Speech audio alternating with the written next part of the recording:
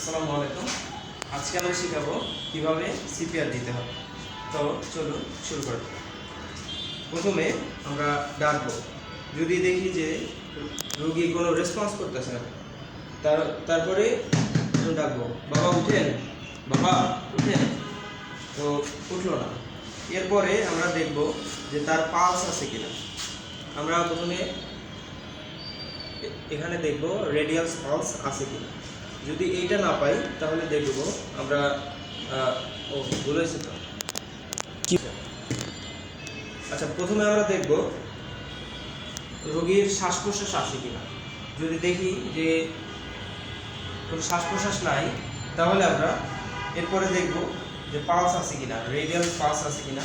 যদি এইটা না পাই তারপরে দেখব লাস্ট যে ক্যারোটেড পালস আছে কিনা। এই গলার এই সাইডে ক্যারোটেড পালস থাকে, এটা যদি না পাই তখন আমরা সিপিআর এর সিদ্ধান্ত নেব।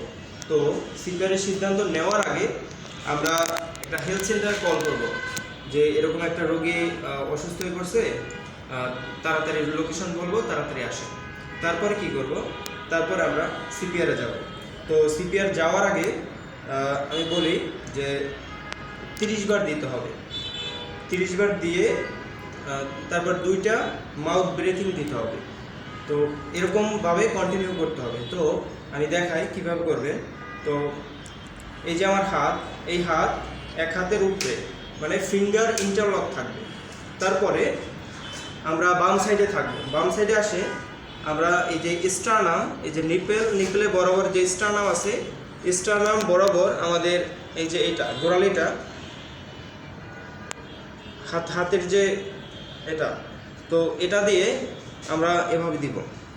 তো এটার যে যে চাপটা হবে সেটা হবে 5 থেকে 6 সেন্টিমিটার পর্যন্ত। তো শুরু করি।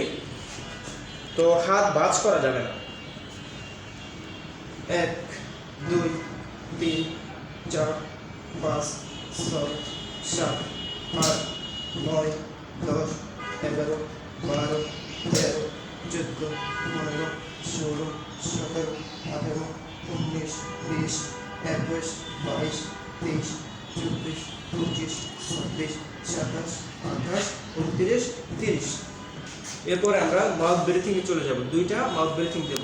তো এরকম করে মাউথ ব্রেথিং দিব, যাতে আমরা এরপরে দেখব তার লাং একটু ফুলে কিনা।